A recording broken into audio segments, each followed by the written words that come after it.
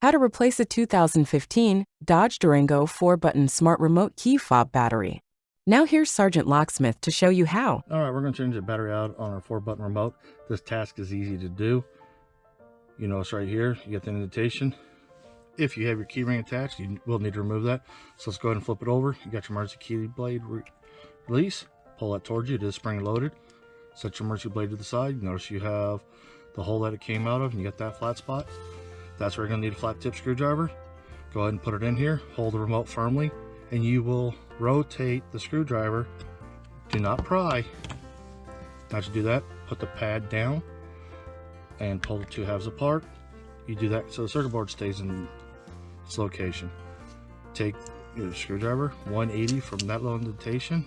This battery just came out that way. Normally they don't. Normally you have to come over to the side and lift up on it. It's a CR2032 battery. Let's go ahead and reassemble it. This is a new remote, so I'm going to reuse the battery.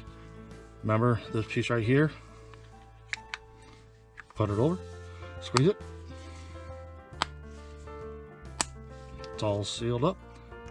There you go. You've changed the battery. Thanks again for watching. Let's be safe out there.